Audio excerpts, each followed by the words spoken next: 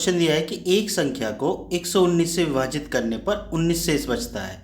यदि इसे 17 से विभाजित किया जाए तो शेष क्या बचेगा। ठीक है ना। तो ये यूपी पुलिस जो कांस्टेबल 2024 का एग्जाम हुआ था उसमें आया है। ठीक है ना।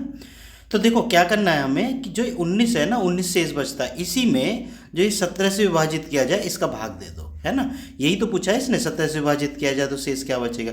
तो जो शेष फल है ना उसी में बस डायरेक्ट हम भाग दे देंगे।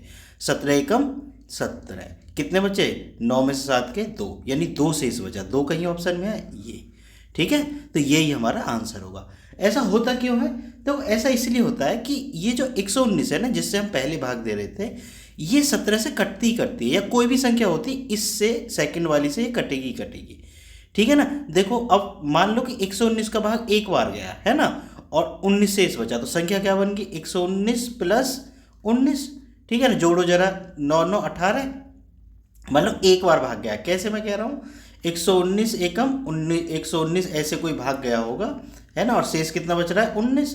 तो ये संख्या रही होगी 9 9 18, और 1 और 1 2 और 1 3। ठीक है, और 1 यानी 138 रही होगी। तो 119 एकम 119, ठीक है, और ये 19 शेष बचा। ठीक है, ऐसे हुआ होगा। अब संख्या हमारे पास कितनी है, 138। ठीक है ना। अब तुम 138 में 17 का भाग दो जरा। ठीक है, तो 17 अट्ठे 136 होते हैं ना। ठीक है, तो कितने बचे, शेष बचा 2। बात समझ में आ गई ना। अब तो देखो 2 ही शेष बचा।